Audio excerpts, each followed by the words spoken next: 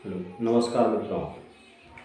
मैं पुखराज चौधरी मेरे YouTube channel 36 creation पर आप सभी का स्वागत करता हूं।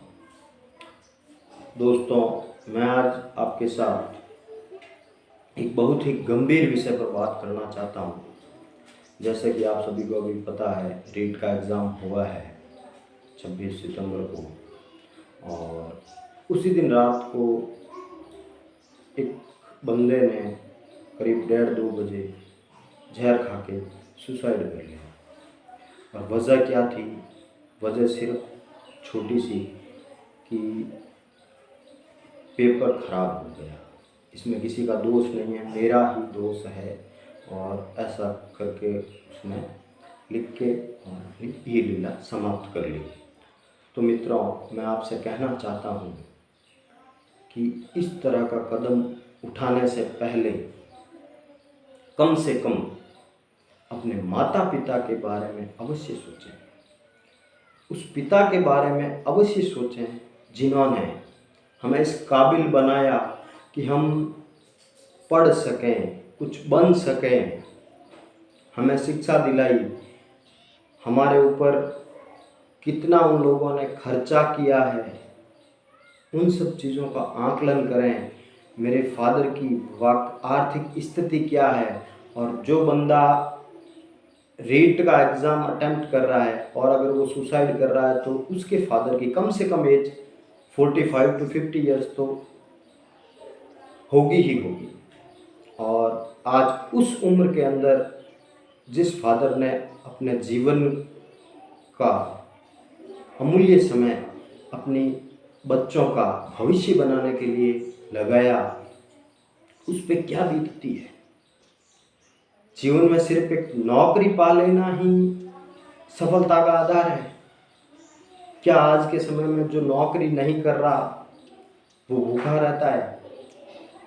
और दूसरा, इन सब चीज़ों के लिए कदम उठाने को प्रेरित करने वाले सबसे बड़े जो कारण हैं, मैं आपको बता दूं, वो है हमारे समाज के दुष्प्रेरक। जी, वो दुष्प्रेरक हैं। उनका क्या काम होता है कि जब कोई बंदा तैयारी कर रहा होता है तो उनका कमेंट क्या होता है कि बाबड़ा किताब लेन हम भी आए, हमार बन जाए कलेक्टर। उनका यही कमेंट होता है। 99% लोगों का यही कमेंट होता है, चाहे वो पढ़ा लिखा हो चाहे अनपढ़ हो। और जब वो बंदा तैयारी कर रहा होता है, और ज़रूरी नहीं कि हम किसी भी एग्ज़ाम की तैयारी कर रहे हैं और उसमें सफलता मिल जाए, तो मित्रों 31,000 की भर्ती आएगी। एग्ज़ाम तो 16 लाख लोगों ने दिया है, उनमें से 31,000 ही चयनित होंगे। तो बाकी के लोग क्या सुसाइड करेंगे? ऐसा नहीं करेंगे, और ऐसा करना भी नहीं चाहिए, क्योंकि हमें जिंदगी भगवान का दिया हुआ एक बहुत अमूल्य तोहफा है। आपको अगर थॉमस अल्वा एडिसन का उदाहरण दें तो उस बंदे ने कम से कम 100 बार ट्राई किया और बल्ब नहीं बना पाया। और कितने साल, 20-22 साल तक वो प्रयास करता रहा, तब जाके हमें एक बल्ब मिला है। और वो इस तरह सोच के यार नहीं होगा, 1-2 बार 3 बार ट्राई करके सुसाइड कर लेता, तो कौन जानता उस बंदे को आज। परंतु उसने 20-25 साल लगातार मेहनत करी। पर जब भी वो फेल होता था, उसका स्टेटमेंट क्या होता था कि मैंने, अगर वो 100वीं बार फेल हुआ तो उसका स्टेटमेंट था कि मैंने ऐसे 100 तरीके खोज लिए हैं जिनसे बल्ब नहीं बनाया जा सकता। और हम 1-2 बार असफल होने के बाद ही क्या करना शुरू कर देते हैं? अपने आप को डिमोटिवेट करना शुरू कर देते हैं। और दूसरी सबसे बड़ी इसकी वजह क्या है, जो मेरा एनालिसिस है, उसकी वजह यह है कि हम सभी एक मध्यम वर्गीय परिवारों से आते हैं, जिनमें ज़्यादातर का परिवार खेती किसानी से चलता है, और खेती किसानी में इतनी आमदनी होती नहीं है, तो उनके ऊपर बहुत ज़्यादा प्रेशर होता है। तो मित्रों, मैं उन सभी लोगों से ये कहना चाहता हूँ जिनके परिवार का बैकग्राउंड बिल्कुल सामान्य है और उनकी आर्थिक स्थितियाँ सामान्य हैं, अगर वो तैयारी कर रहे हैं और 3-4 साल से कंटिन्यू तैयारी कर रहे हैं फिर भी नहीं कुछ कर पा रहे हैं, तो उन लोगों के लिए मेरा एक छोटा सा मैसेज ये है कि अपने आप को ये घोषित ना करें कि मैं बेरोजगार हूँ, और अपने आसपास ऐसे तरीके ढूंढें जिनसे आप कम से कम ज़्यादा नहीं तो अपनी पढ़ाई का खर्चा जरूर निकाल सकें। और मित्रों, अपने आसपास किसी प्राइवेट स्कूल जो होती है वो एक तैयारी करने वाले के लिए सबसे बड़ी अपॉर्चुनिटी साबित हो सकती है, क्योंकि वो इतना पैसा जरूर दे सकते हैं आपको जितना आपके महीने की मतलब स्टडी पे खर्चा है, और बाकी की पेमेंट तो आपको घर वाले करते ही हैं। स्कूल में 6-7 घंटे जाने के बाद भी मित्रों दिन में 24 घंटे होते हैं। अगर आप 12 घंटे भी नींद लेते हो, 6 घंटे स्कूल में जाते हो, तो भी पीछे 6 घंटे बचते हैं। और एक लगातार साल भर जो तैयारी कर रहा है वो अगर 5 घंटे प्रतिदिन किसी भी विषय को दें तो ऐसा नहीं है वो सफल नहीं हो सकता, जरूर हो सकता है, पर नियमितता चाहिए। और अपने आप को बोझ न बनने दें, ना परिवार वालों पे ना खुद की नज़रों में। अब हम में से ज़्यादातर 70% लोगों की समस्याएं क्या है वो मैं बता देता हूँ आपको। ऐसे कम स्टेप हम क्यों उठा रहे हैं? क्योंकि लोगों की तकलीफ क्या है कि वो अपनी असफलता से या अपनी कमियों की वजह से परेशान नहीं है, दुखी नहीं है। उनकी समस्याएं क्या होती है, वो इसलिए दुखी हैं कि उनके आसपास वाले लोग ज़्यादा प्रोग्रेस कर रहे हैं, ठीक है, और वो दूसरे की प्रगति को देखकर दुखी होते हैं। और 90% लोगों का आप देख लेना आकलन, वो हमेशा यही बात बोलते हैं कि यार अगर पैसों आवे। अरे पैसे के पास पैसा, वो बंदा सो नहीं रहा है घर पे, वो मेहनत कर रहा होगा जब भी आ रहा है ना पैसा। घर पे सोते हुए के पास किसी के पास पैसा नहीं आता मेरे मित्रों, मेहनत करनी पड़ती है। अनिल अंबानी है ना, इतना बड़ा आदमी है और हमें लगता है उसकी कोई समस्या नहीं होगी, उसके जितनी शायद मैं मानो किसी के पास समस्या नहीं होगी। जितने लेवल का बंदा होता है, अगर किसी कार्यालय में चपरासी लगा हुआ है तो उसके भी उतनी समस्याएं हैं जितने लेवल का वो कर्मचारी है। और एक कलेक्टर लगा हुआ है, उसके पास भी उतनी ही समस्याएं जिस लेवल का उसका व्यक्तित्व है। मैं आपसे बताऊं कि एक कलेक्टर लगा हुआ बंदा भले ही वो टॉप रैंक से, फर्स्ट रैंक से सिलेक्टेड बंदा है, परंतु जिस जगह वो पोस्टेड है वहां का सीएम ये चाहता है कि मेरा जो सबसे बैकवर्ड जिला है उस जिले को ये टैलेंटेड बंदा यही सुधार सकता है, और उसकी पोस्टिंग वहां कर देते हैं। तो क्या उसकी समस्या नहीं होती है? कहीं नक्सली एरिया में उसकी ट्रांसफर हो जाए तो वो जॉब से रिजाइन थोड़ी कर देगा या वीआरएस थोड़ी ले लेगा, वहां जाके जॉब तो करेगा ना मित्रों। तो समस्या हर किसी, चाहे वो पढ़ा लिखा है चाहे नहीं पढ़ा लिखा है, जीवन जो जी रहा है उसके जीवन में संघर्ष है। बिना संघर्ष के जिंदगी नहीं है मित्रों। आपको लगता होगा कि वो तो आईएएस बन गया, उसके तो मौज है। अरे अपने को लगता है मौज है, पर उस बंदे के ऊपर इतनी जिम्मेदारी, इतना प्रेशर होता है, हम नहीं समझ सकते उसको। हमें सिर्फ वही दिखता है, हमें सिर्फ बाहरी आवरण दिखता है, भीतर मन में सभी दुखी हैं। तो जो भी काम हम कर रहे हैं, आपको क्या लगता है आप रीट में टीचर बनने के बाद आपके सामने कभी कोई समस्या नहीं आएगी? समस्याएं सब जगह आएगी मित्रों। टीचर बनने के बाद भी समस्याएं आएगी, क्योंकि मुझे पता है मेरी पत्नी भी एक टीचर है और उसके साथ कितनी समस्याएं आती है, तो उनको हल करवाने में मैं उसकी मदद करता हूं। तो मुझे पता है कि एक टीचर की नौकरी भी, कोई भी नौकरी हो, चाहे भले आप प्राइवेट जॉब करते हो सरकारी जॉब करते हो, काम कोई भी आसान नहीं है मित्रों। लगातार नींद लेना भी आसान नहीं है, और ये चीज लॉकडाउन में आप देख भी चुके होंगे। लगातार नींद लेना भी आसान नहीं है। कोई भी काम हो उसमें समस्याएं तो अवश्य आएगी।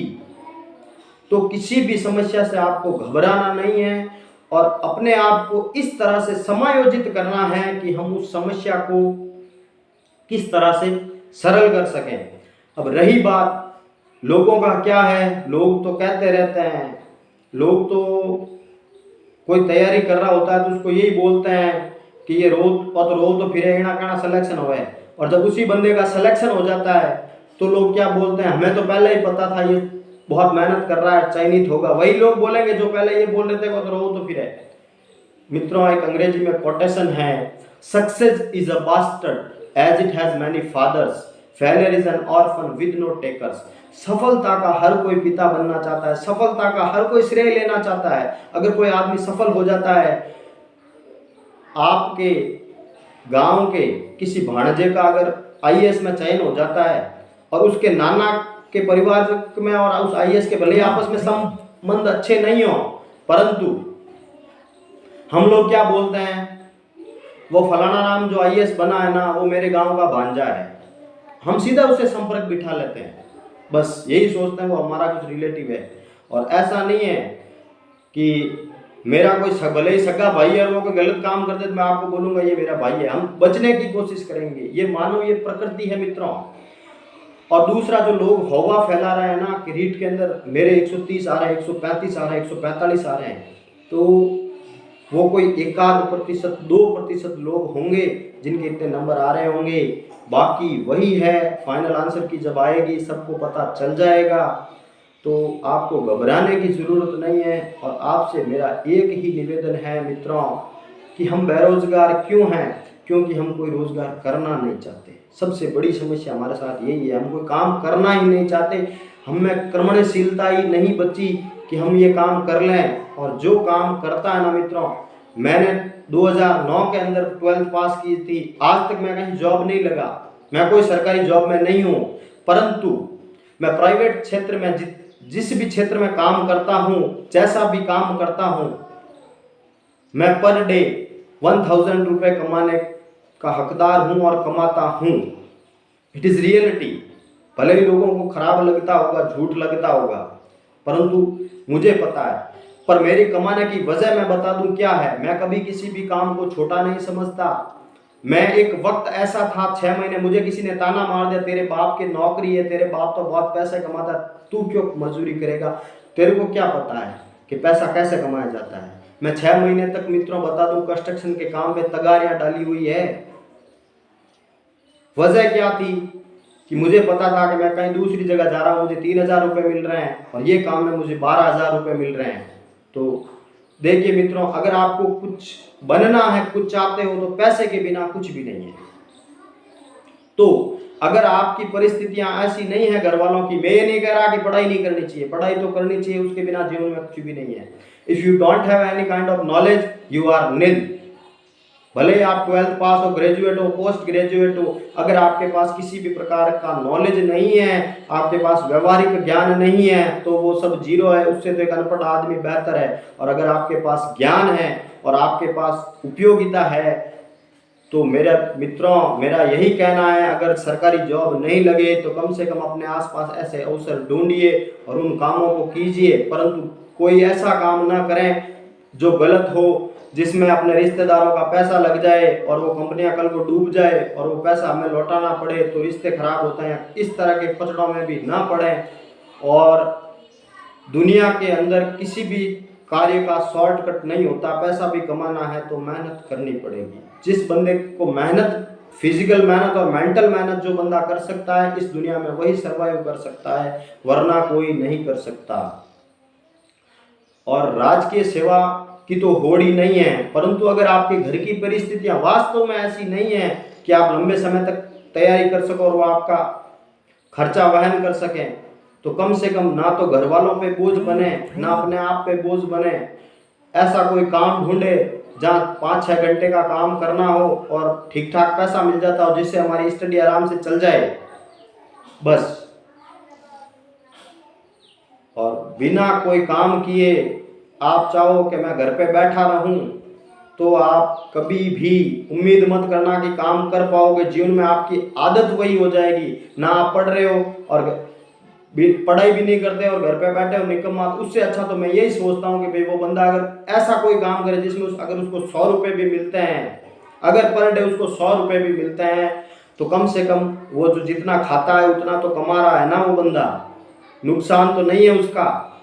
परंतु मैंने ऐसे ऐसे लोगों को देखा है जो कोई काम नहीं करते हैं, पूरे दिन घर पे रहते हैं और उनका स्टेटमेंट क्या होता है, कि कहणु खपी जाए, तो भाई दुनिया में खपिया बिना कुछ भी नहीं मिल सकता। जिनको लगता है ना कि भाई पैसा रखने पैसों आवे, तो पैसे पैसे के पास पैसा लाने के लिए मेहनत करनी पड़ती है। बिना मेहनत किए पैसे के पास पैसा कभी आ ही नहीं सकता। बड़े बड़े रजवाड़े चले गए, हम तो हैं क्या चीज़ यार। और अगर कुछ लोगों के पास साल के अगर वो 2-3 लाख रुपए कमा लेते हैं तो इतना घमंड हो जाता है कि अब बस दुनिया में मैं ही हूँ। मित्रों, आप नहीं हो, आपसे बड़े बड़े लोग भी हैं इस दुनिया के अंदर। और हल्का सा अगर ढंग का बुखार भी आ गया ना, तो जो पैसा हम कमा रहे हैं ना, वो पता नहीं कहाँ चला जाएगा। तो लोगों के साथ मेल जोल रखिए। कभी आपकी कोई इनकम है या आपके पास कुछ भी है, उन चीज़ों का घमंड ना कीजिए। और कभी भी हतोत्साहित ना हो कि बस अब मेरे तो रीट में नंबर नहीं आ रहे तो कुछ नहीं होगा। मैं मेरी स्थिति बता दूं, पता नहीं मैंने कितने एग्जाम दिए हैं, पर मैं कभी निराश नहीं होता हूँ। जो हो रहा है अच्छा हो रहा है, जैसे हमने मेहनत की है वैसा रिजल्ट मिल जाता है। बस रियलिटी यही है।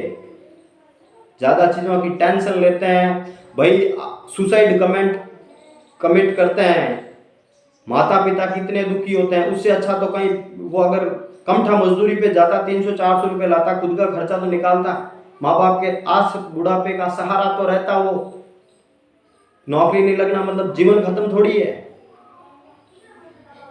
बाकी अब लोगों को तो यही लगेगा ये ज्ञान देने आ गया, इसके पास बहुत ज्ञान है, खुद तो कुछ करता नहीं है। तो भाई सही बात है, मैं खुद कुछ भी नहीं करता, मैं भी बेरोजगार हूँ। पर मुझे इतना जरूर पता है कि मेरा खर्चा मुझे कैसे निकालना है, मैं क्या करूँ तो मेरा खर्चा निकल जाएगा।